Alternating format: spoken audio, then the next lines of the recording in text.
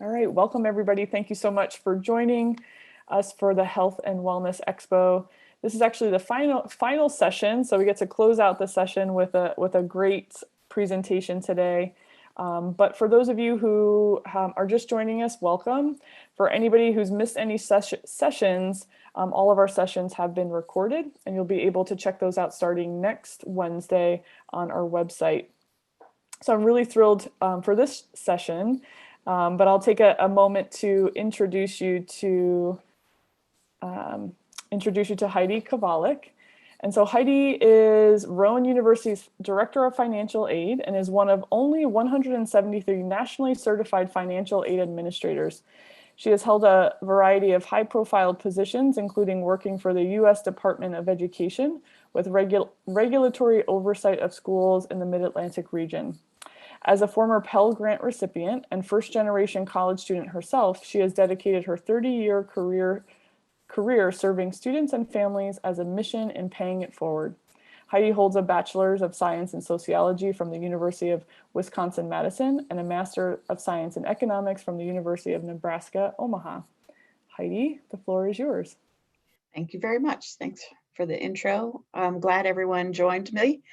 I will tell you that this is a program that's near and dear to my heart. I am using the Public Service Loan Forgiveness Program myself, so I can guide you both tonight during our conversation, and if you have personal questions that you don't want to disclose during our recording, please feel free to reach out directly to me. I'm more than happy to be your wayfinder.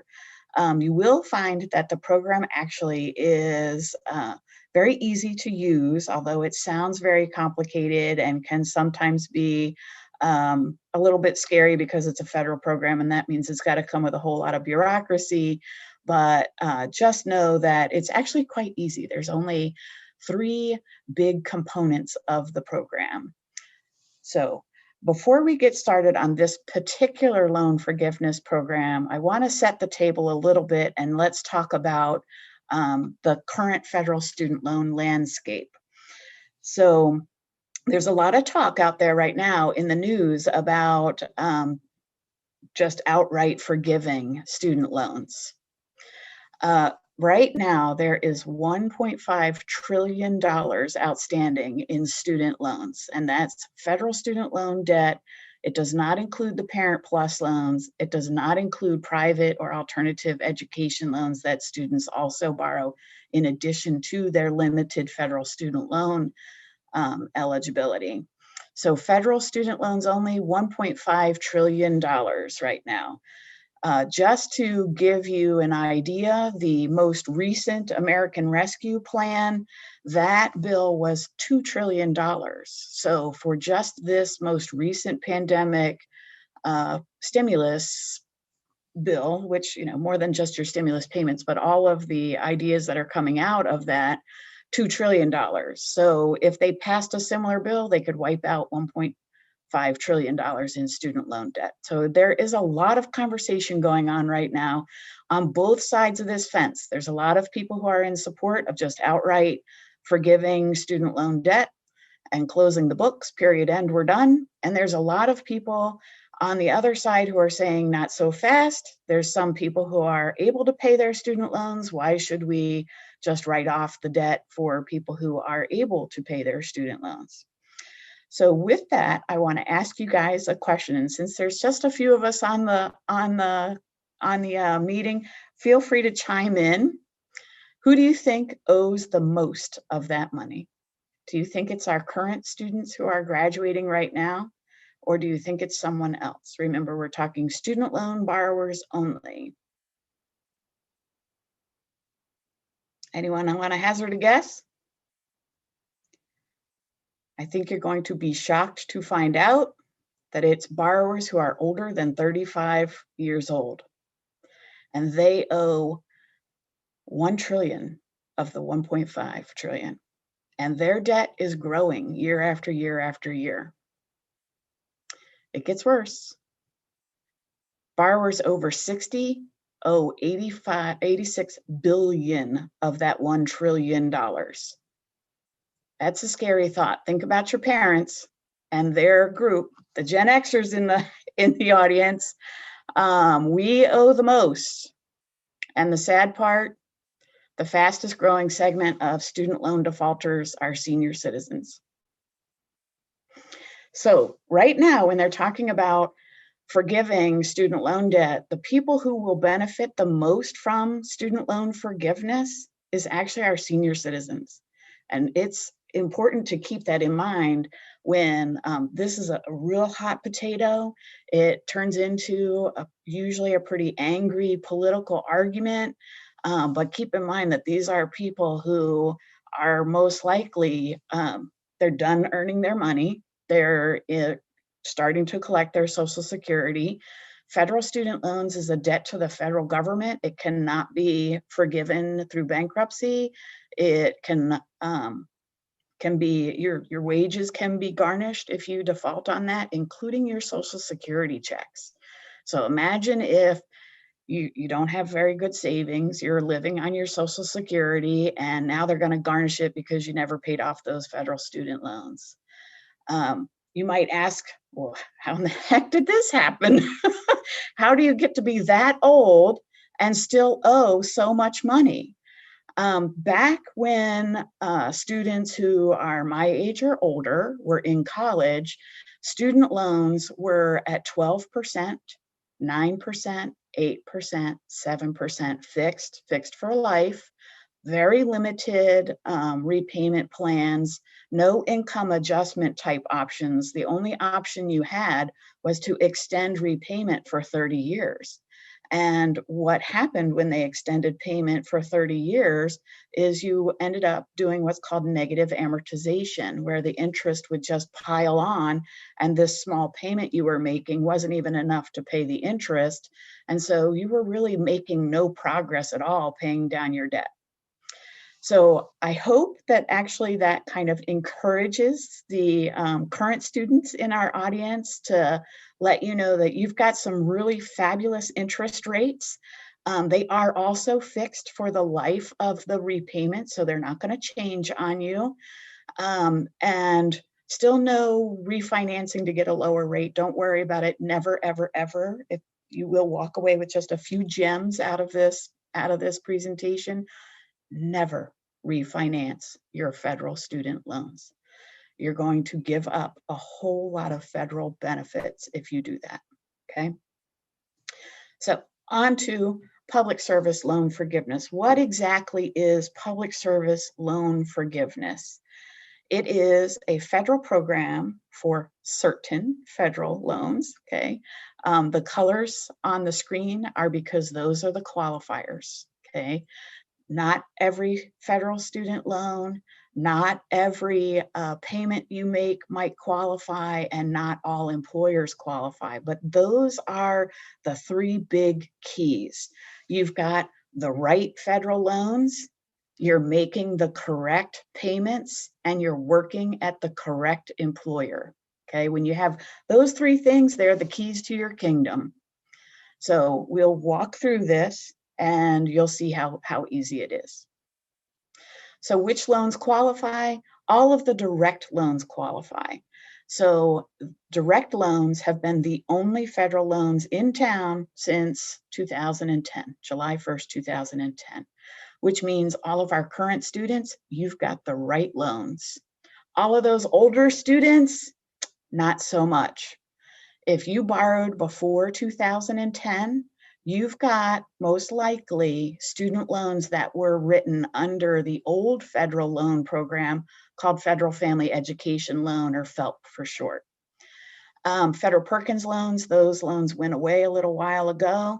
Primary care, if we've got medical students on the call, those do not qualify.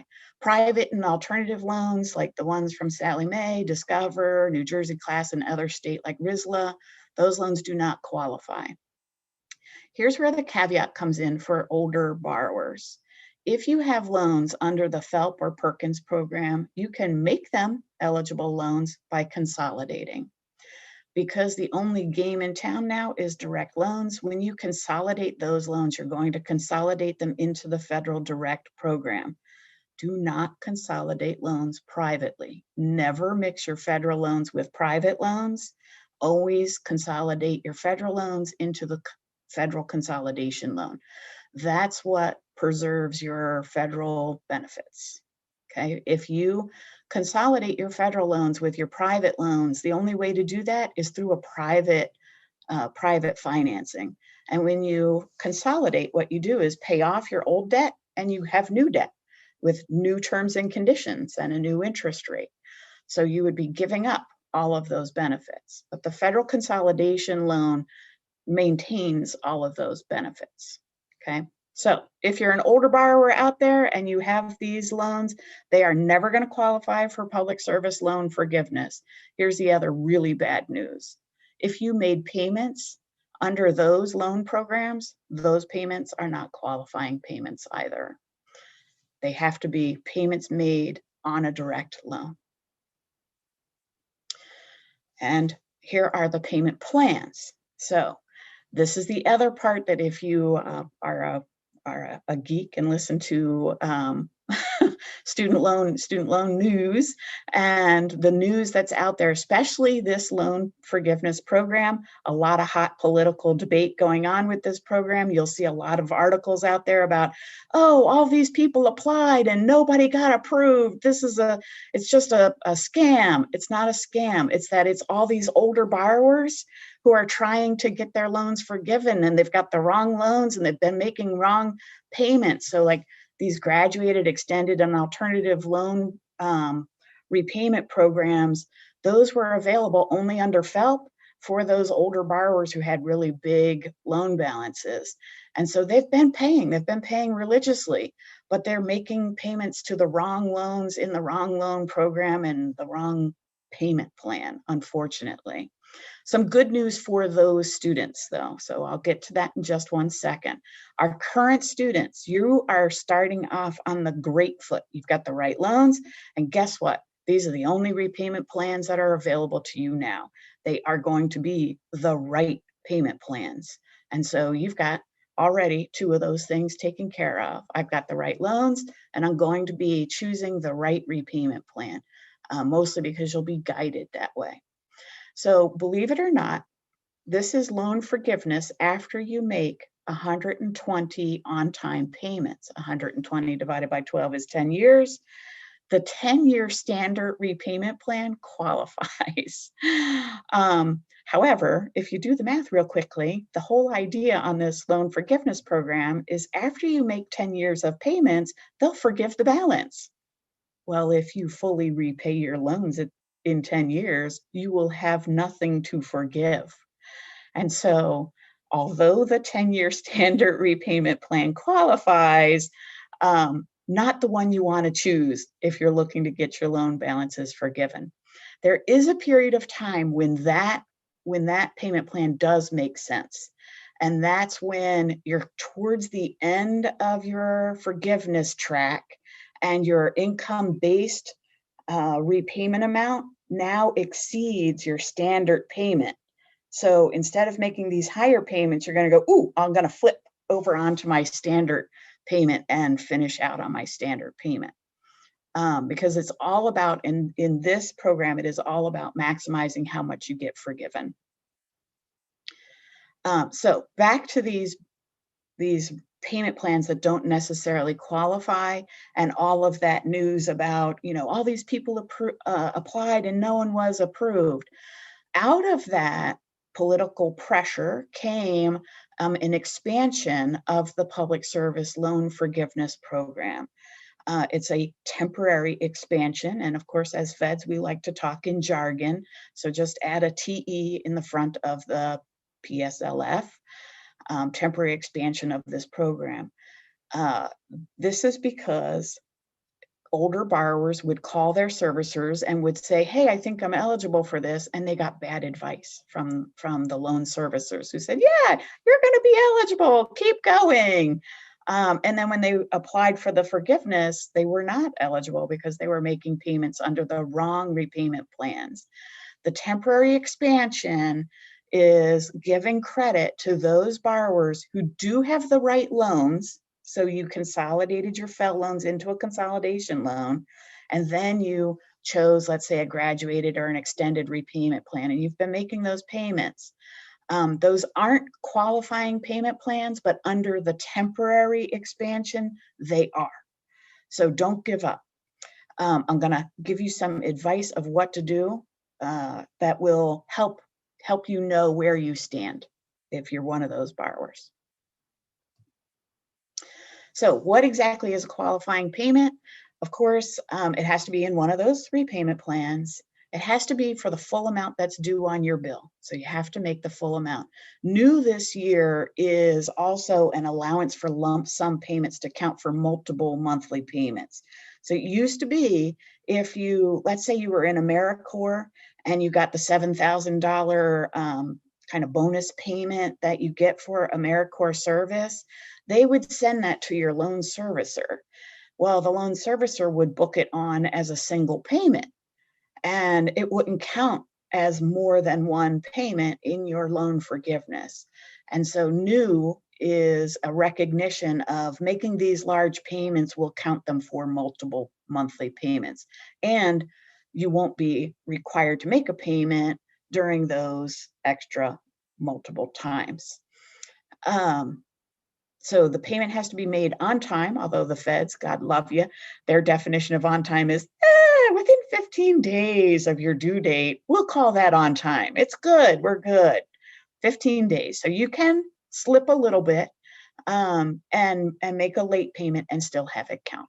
All right. Your loan has to be in repayment status. What that means is you have to be required to make the payments.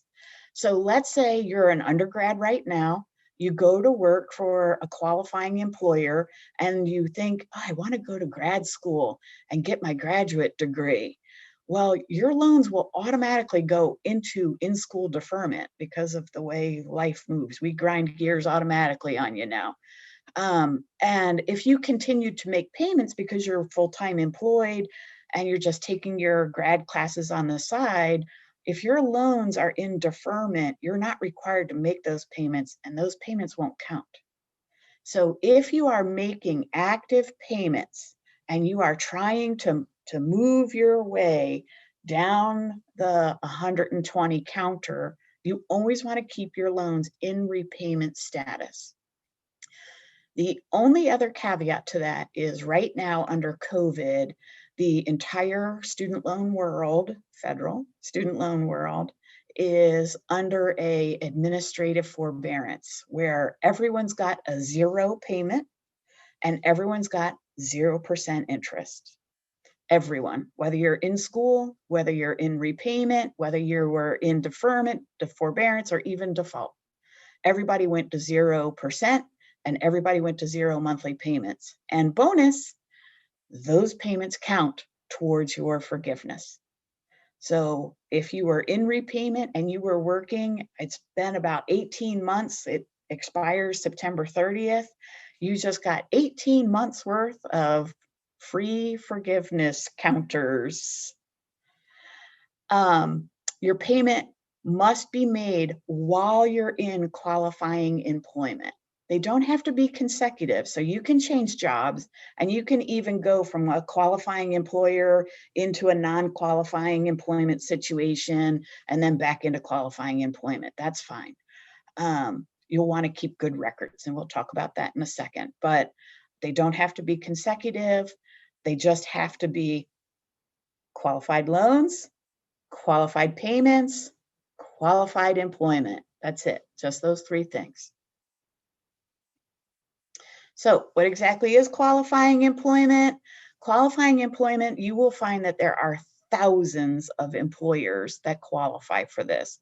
Rowan University as a public institution qualifies. So if I have my fellow employees on the call, you're qualified. This employment qualifies you. You do have to be directly employed by the organization. So let's say you graduate and you've got this fabulous degree in engineering and you go to work directly for NASA. That's qualifying employment. But now you're going to go to work for ULA Launch and you're doing a contract for NASA. doesn't qualify. Must be a direct employee of the qualifying employer. So another example would be you graduate and you go to work for the Lockheed Martin, and they have contracts with the Department of Defense, and you're working strictly on Department of Defense projects. Doesn't qualify. Lockheed Martin, first of all, not a nonprofit. Second of all, you're not a direct employee of the Department of Defense. If you instead went to work directly for Department of Defense, or you enlisted in the military, you would qualify. Okay. Don't worry about, oh my God, I have to think about who my employer is, because finally the feds have come up with a lovely tool. We're going to look at the tool in just a little bit.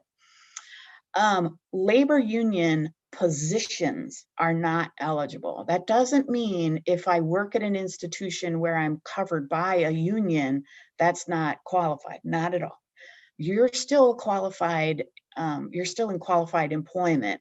You're covered by a union. If you were, however, the shop steward and you weren't employed by the university, you were just a union, one of the president of the union, that would not qualify.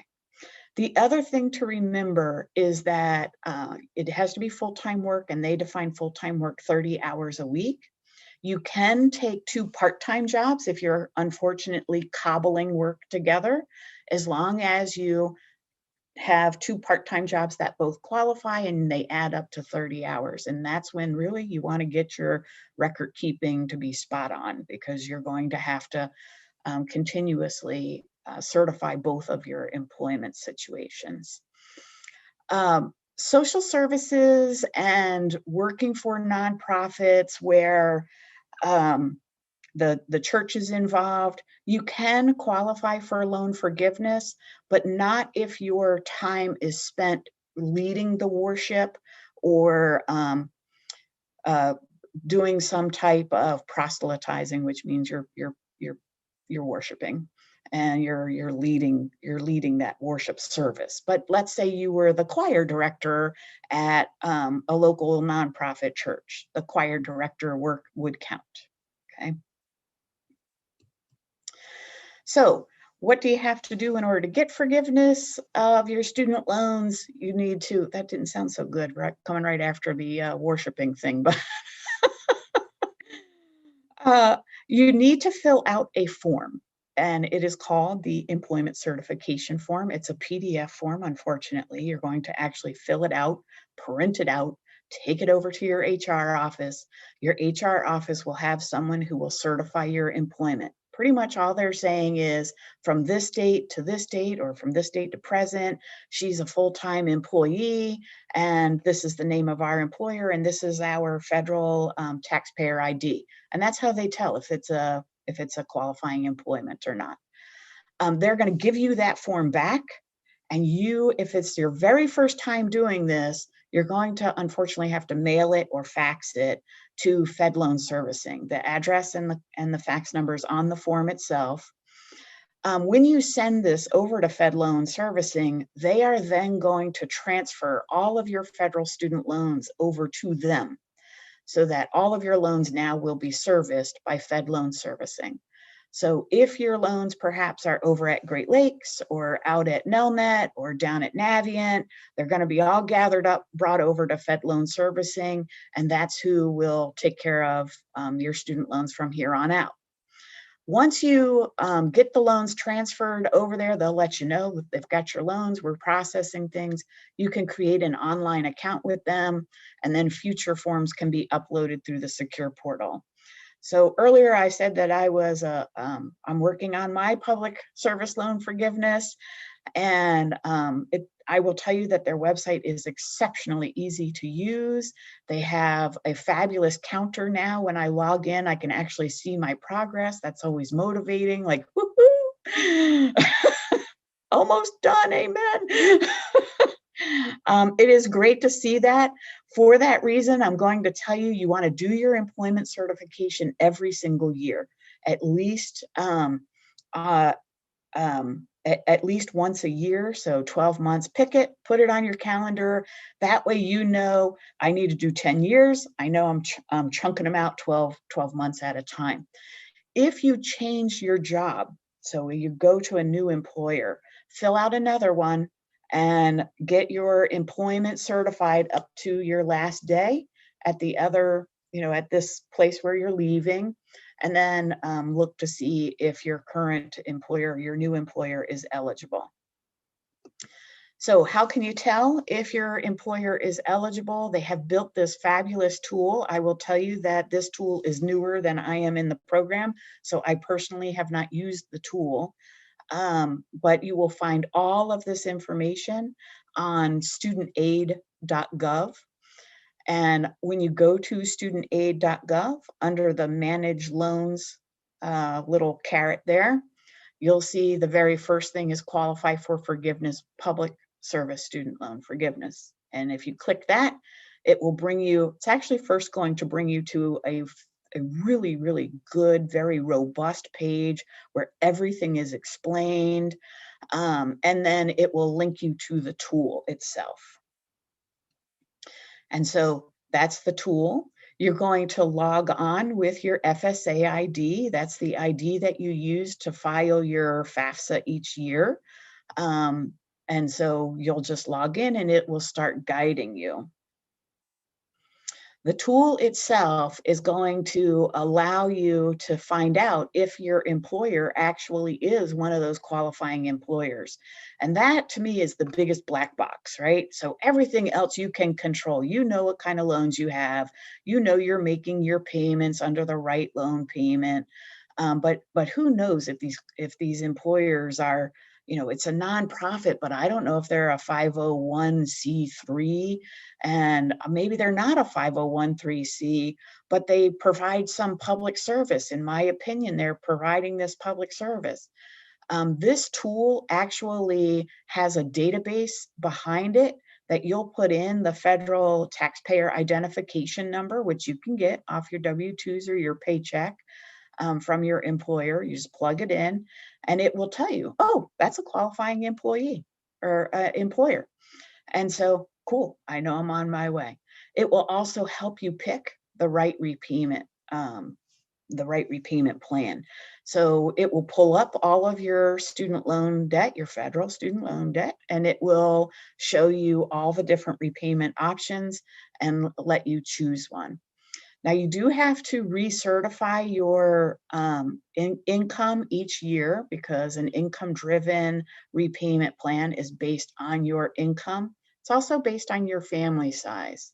And so you would be surprised that it will also calculate that your payment should be zero.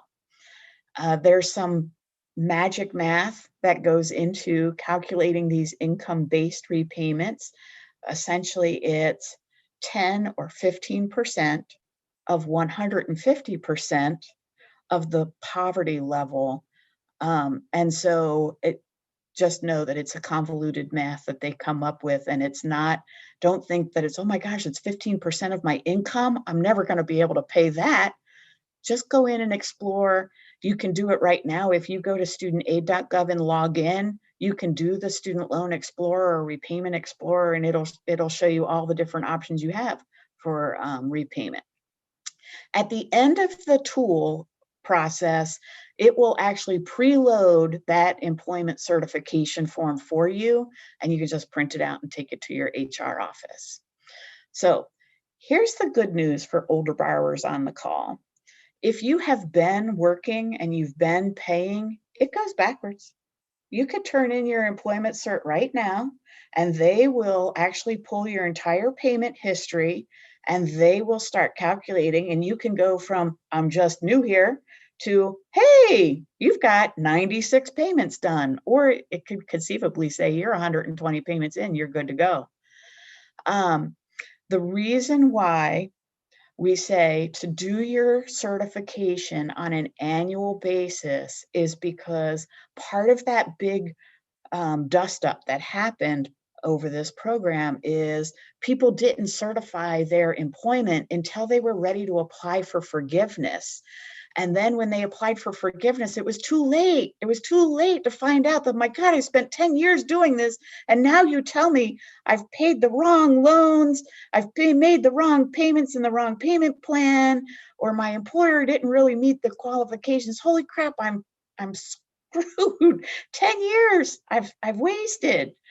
And so start right now. As soon as you get your job, go use this tool, find out that you qualify for it, and start off right.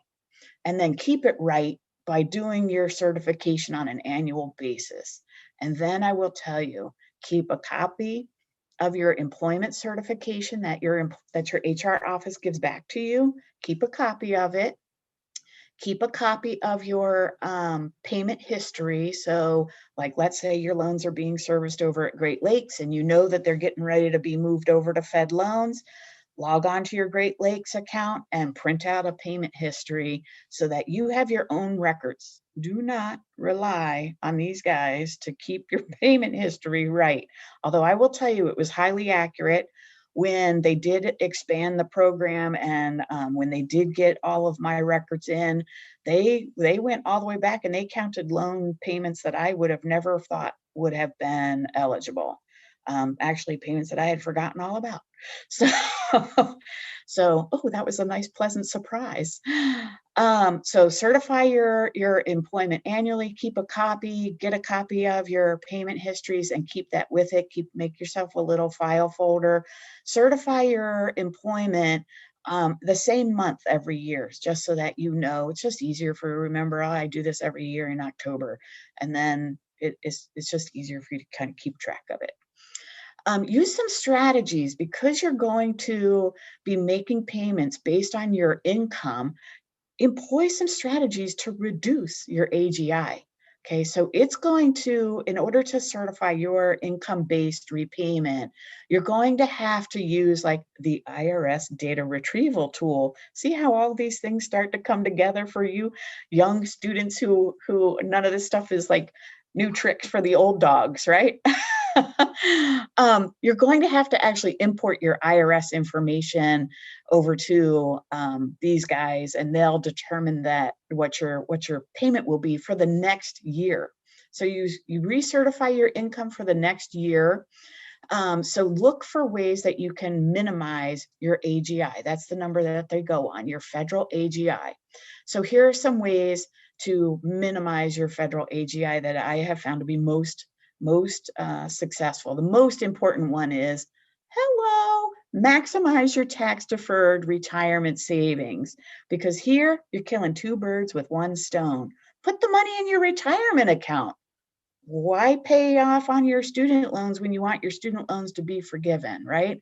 So especially younger people on the call, the earlier you start saving your retirement, the more time it has to grow for your investment. And when you make those tax-deferred contributions, it lowers your federal AGI, which in turn will lower your income-based repayment amount, which in turn will maximize your loan forgiveness at the end of the 10 years. Now, truthfully, that really works only if you are dedicated to, yeah, I know I'm going to do 10 years of qualifying employment.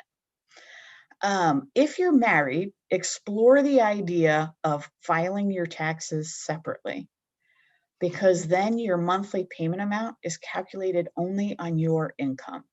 Now, you have to explore that on your own and think about the tax consequences of moving away from married filing jointly to married filing separately. It really depends on what your debt levels are and what your tax situation is. But that is one way. It's not one that they advertise, but if you are married filing separately, they do not ask or combine both of your incomes. If you're married filing jointly, and even though you're the only one who owes student loans, your monthly income-based repayment plan is going to be based on your joint income. And that can be pretty painful if you're the social worker in the family and you're married to the, high earner. That high earner could pull your monthly payment up. And when those monthly payments go up so high, you might actually end up paying off your loans before you forgive them. And that's a fabulous thing. but you don't want to incur interest unnecessarily. And the other thing is to consider recertifying your income before documenting higher earnings. So let's say this year you had a job, you were earning $60,000, and that's your federal AGI for this year. And then you got yourself a new job and you're earning $90,000. Well, heck, before you file that tax return, go recertify your public service loan forgiveness income-based repayment plan at the lower amount. So you get another 12 months at the lower earnings amount. I will tell you, I know I put a lot of words on these screens, and I know I'm probably filling a whole lot of space. Just know that I put a lot of words on screens so that you have this to refer back to. So you don't have to know all of these tricks. These tricks are out there. You can know them, and I'll be here for a while. So you can always hit me up if you have questions. I do want to talk about debt relief and the public service loan forgiveness program, because holy cow, are they out there. All right. These are quotes. These are actual quotes that you will see on mailings, on phone calls that you get. And I promise you, this is all scam. Okay. Act immediately that the student loan forgiveness is going to be discontinued. The Obama era is over, right?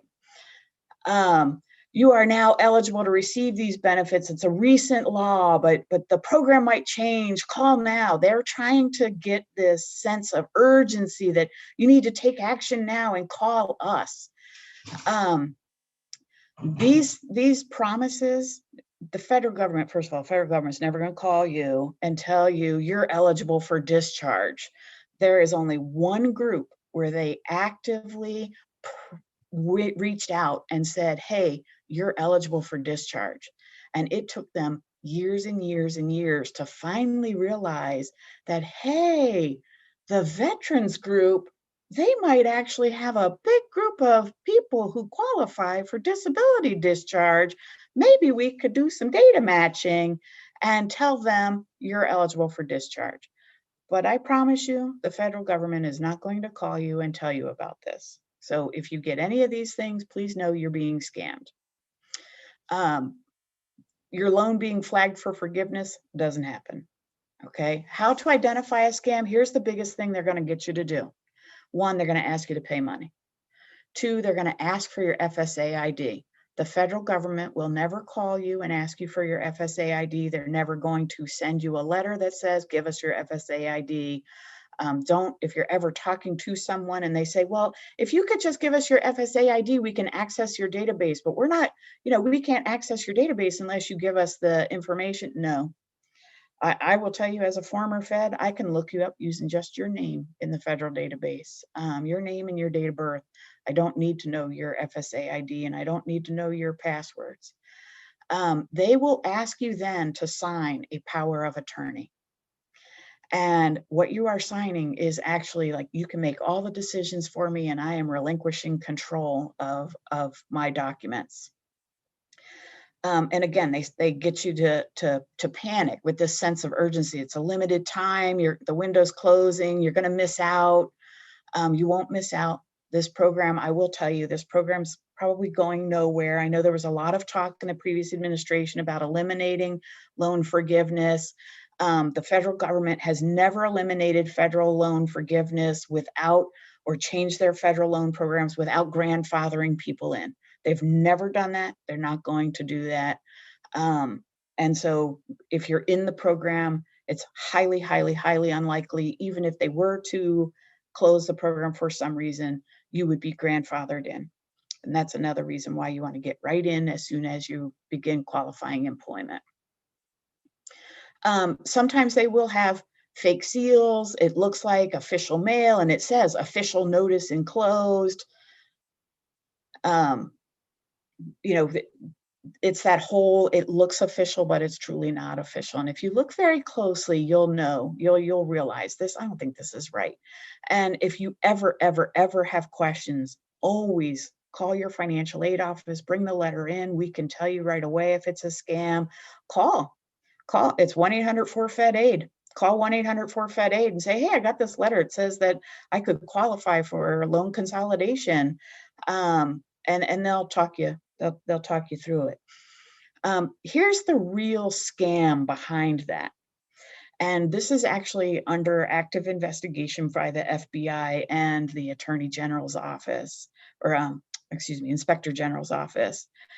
They trick these borrowers into consolidating and paying to consolidate. And then what they're doing is setting up an account. And now you'll pay us, and we'll take out our monthly fee, and we'll be paying your student loans for you at this reduced rate. And you think, oh, I got a good deal, so I'll pay the $25 a month to have my account maintained there. That's fine. News alert, they're not paying your student loans. They're keeping all of that money. And you don't find out about it until you're in default. And that's really what is happening with those guys. So if you find out that, oh my gosh, I think I disclosed information I shouldn't have, the very best thing you can do is change your FSA ID password. Change it and lock them out right away.